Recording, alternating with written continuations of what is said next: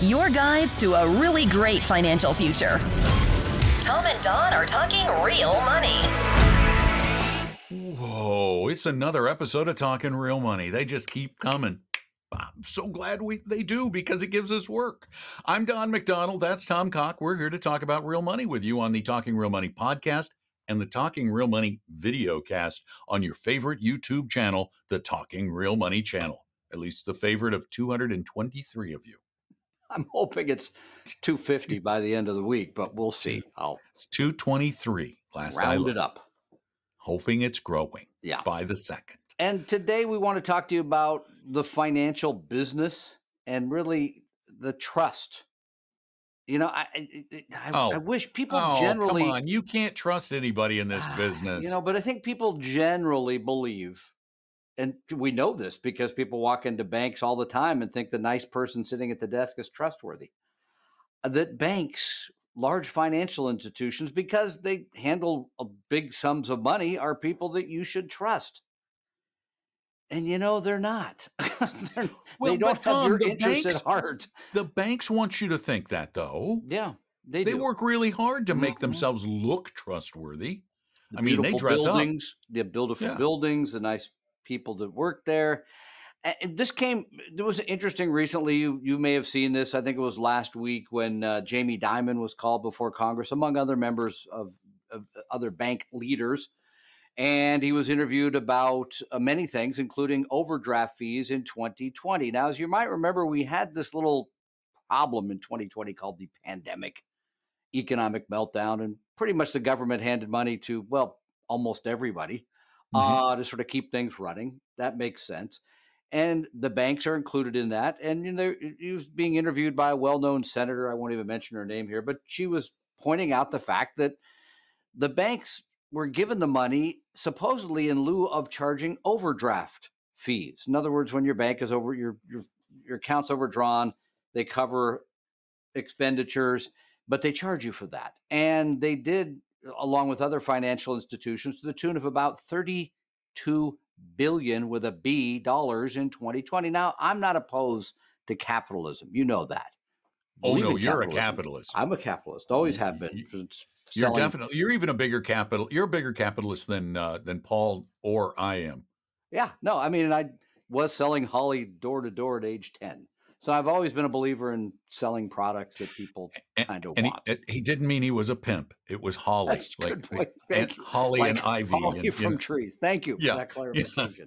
So, I mean, Mr. Dimon was Holly, asked. I'm going down the street again. You want to go with me? Was asked repeatedly, about these overdraft fees. And his take was, well, yeah, we kind of made that promise, but there were conditions attached. And it turned out that the conditions were a number, including the fact that you had to call the bank to tell them, oh, wait, can I get an exception here?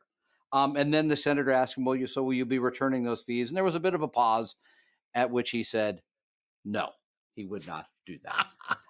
You sure he didn't go like, yeah, what? He may have turned off his camera because it was a remote interview, so he wasn't there in the chamber. Not on your life, Liz. Not on your life. I am not giving that money back, damn it. $30 billion.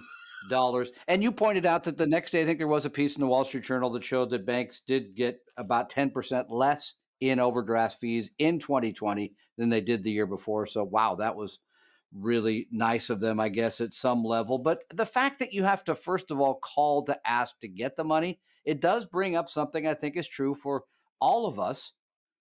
In any transaction, you really do need to stand up for yourself. I mean, I had this happen recently on a plane where the airline guarantees you'll get your bag in 20 minutes, or they give you a certain number of miles free. And it happened to me. My bag took 35 minutes. I checked my mileage account a few days later, and seeing no amount, I called them up, and they said, wait. You foolishly thought they would just proactively give that to you? My bag for 15 minutes after your deadline. Yeah, I did. He's the naive capitalist. Exactly. So I called them up and I said, wow, I'm looking for the credit. Oh, well, we'll put you through to the baggage. Okay, fine. On hold. I know the world today. I finally got somebody and they said, no, what you have to do is when you get the bag late, then you have to go to our office right then to get the voucher. And then you bring that back, we'll credit you. So I said, just to make sure I have this right, my bag was late. And then I have to be later by going to an office to get this thing. Just want to make sure I'm clear on that. How many people were on your plane? Roughly 100. So they literally expect That's a good that point. for you to take advantage of Yeah. it. 100 people Yeah. have to get in line. Yeah. I am sure they do not. What you should do next time you fly that airline that is named after a state, what you should do the next time you fly that airline that is named after a state is at the baggage claim is go, attention everyone. Our bags are now more than 20 minutes late. Yeah. I'll meet you at the line at the baggage counter. Yeah. It sounds like a good time. If everybody would do that, that would change their policy very quickly. Yeah. Well, and the nice woman on the phone was surprised I didn't know the conditions. Now, to their credit, they did give me the mileage because I was a first-time complainer. So they did. But it did bring to mind that generally in these transactions, you need to be paying attention. Number two, you do have to oftentimes put your hand up and say, but at the end of the day, I think it's kind of the Russian proverb, trust but verify. I think it's doviya, no preveya. I mean, you got to be. Thank goodness you're an English speaker. Thank you, because, my Russian is really poor.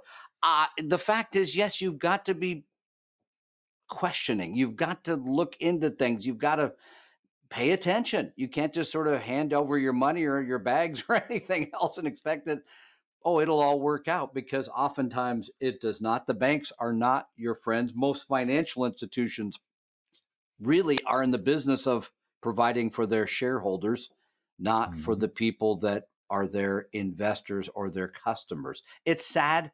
It's true. And again, there is no one solution I know of other than, as I said, paying attention, raising your hand, and trusting but verifying, I guess. And that's where you're going to argue with me, I think, a little bit. Well, not really. Okay. I'm just going to say you do need to be the squeaky wheel sometimes. But the key to being a successful squeaky wheel, as one who has, as a young man, worked in customer service for big companies for a long time, to be a successful squeaky wheel, you need to be a polite squeaky wheel. That is absolutely the key to success. You will get so much more than if you yell at people. Unless, of course, you get the overseas service guys, and then you got to get somebody else. Sorry, they're rigid. They just don't bend. But yeah, you got to ask. You absolutely have to ask. Sad but true. And when it comes to your investments, you absolutely must ask anyone with whom you deal, are you always required to act in my best interest? Always. Always is the key word. Well, I hope that helped. Now, we'd like to help someone else because people write us with questions at talkingrealmoney.com. They also call them in at 855-935-TALK. Here's another one written in, Tom. It's about mortgage versus taxable. We're going to have to go to the question for the answer. Love the show. I was hoping you could help me with the decision to pay down the mortgage versus invest in a taxable account. I am in my mid-30s and only a couple of months into a 30-year fixed mortgage of $600,000 at 2.75%. Ooh, good rate. With an income of around $300,000 a year. I itemize my taxes, my effective tax rate around 2%? Whoa. My oldest child will go to college in 15 years, and we'd like to be mortgage-free at that time. So we've been auto-paying our mortgage on a 15-year amortization table. We have $60K in emergency, saving around $100K for retirement, including employer contributions, no debt. I know the right move is to put 100% of the extra money into my taxable account in a globally diversified equity index fund, but I am tempted to pay down my mortgage faster. Although I am quite risk-tolerant, I'm usually 100% in globally diversified equities, I am quite debt averse. Although I understand my net worth will almost certainly be higher with saving over low interest debt, I have a stressful job and don't know if I would be comfortable cutting back while I still have the mortgage. I feel like I keep going back and forth on the issue. And I have days when I feel like I should put 100% into the mortgage, and other days where I feel like I should put 100% into taxable. Should I do like Solomon and split the baby? Well, the Thanks. right financial answer, you've already said. The right is to save the money, to invest it, have it liquid, have it available for whatever period. The right emotional decision is your emotional decision. I mean, Right. this is because the numbers are going to be very clear, especially with a mortgage at 2.75%. I mean, that's very cheap money. I would suspect that if in a portfolio, because you're young, 80% in stocks, 20% in bonds, that, gosh, you should be making 7% a year for a very long time. And even when you take the money out, a long-term capital gains tax rate, 15%, you're still going to end up way ahead of the 2.75. Now, that all said, is this the home you want to spend the rest of your life in? Have you really thought through, like, I only want to do this high stress job for another fill in the blank number of years? That could play into it, where like, I'm going to reduce my income in 3 years or 4 years or 10 years or whatever it is. So that could play into it. And by the way, another strategy you could do is overpay a bit now, so that when you did get closer to retirement, you get a new 30-year mortgage with a very small payment, still at a relatively low rate. So, I mean, there is no one right or one wrong, but financially, you already said the correct answer, and that is save the money, invest it for the long haul in and thank you for saying it, globally diversified equity portfolio. Really appreciate that. I have a better idea. Okay. I do. This is actually a good one. Psychologically, you're going to play a little psychological game with yourself. The psychological game is, I have a new taxable account that has ETFs in it, globally diversified, like VT. And so I won't get hit with a lot of taxes. And I'm going to write on that account in the notes section, pay off the house account. You mentally identify, earmark this account for that possibility that you might want to pay off the house because you quit the job early and you give up and you go, and see what happens for the next 5 years. I'm guessing that you're going to end up with more money in that pay off the house account than you will have put towards paying off the house. I think that's sage. Yeah, no, I mean, and by the way, I do want to clarify one thing you said about taxes. So the operation of exchange traded funds produce very little taxable type of events versus a mutual fund, which has internal capital gains, et cetera. But you're still going to have, when you get to the end of it all and you have that money saved, you're still going to pay capital gains tax on whatever earnings you had in that period of time. There's no way really around that. It's the operation of the funds while you hold them that are more efficient in an exchange traded fund than they would be in a mutual fund. But just remember, if you are paying down the mortgage, your effective return on your money is 2.75%. That's right. If you put it in another account, and even if it does well below what the market has done in the past, is still very likely to be way above 2.75%, giving you more money to pay off the house and giving you, if you decide not to pay off the house, massive liquidity when you move somewhere else. I like the idea that psychologically you're putting it aside to pay down the house. Yeah, you call it the pay down the house account. It's good. Call it that. Yeah. Name it that. Thanks for the note. Thank you all listening. for your notes. Thanks for telling everybody about the show. I know some of you don't, but we hope you will come around and do that. Tell your friends, your neighbors, your relatives, your enemies. Come on. And by the way, in addition to that, please subscribe to our YouTube channel, our overused YouTube channel. We want to break 250 by the weekend, apparently. That's our goal. Yeah, I guess that'll work. And it's so funny. I do all this work for this YouTube channel. It's a lot more work than the podcast. And we get like 50 or 60 or 70 views.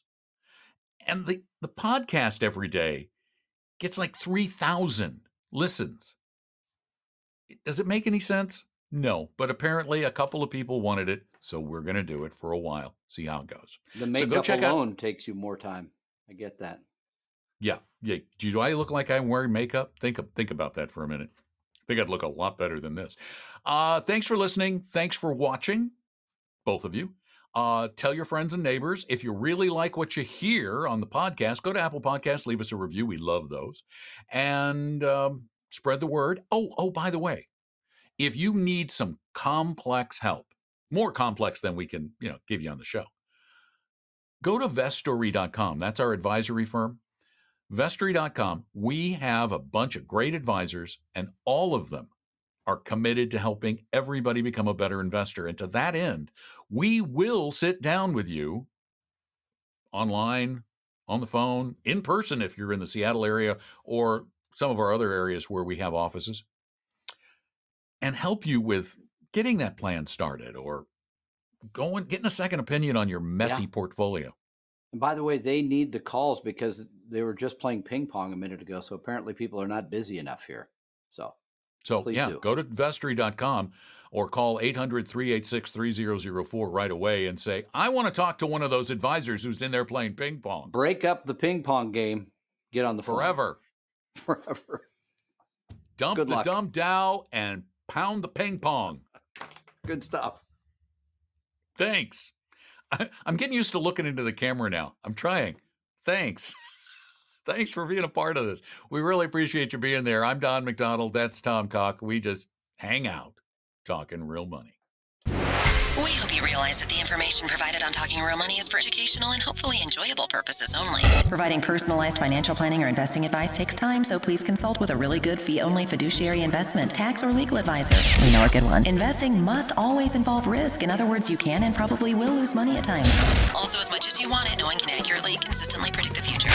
So past performance doesn't tell you a darn thing about what the future will bring. Unlike many other programs that say something similar, Talking Real Money is not trying to get you to buy or sell any financial products or securities. Instead, the program is provided as a public service by Vestory, a fee-only registered investment advisor. Thanks for listening, and please visit TalkingRealMoney.com for more information and disclosures. That should keep the lawyers happy.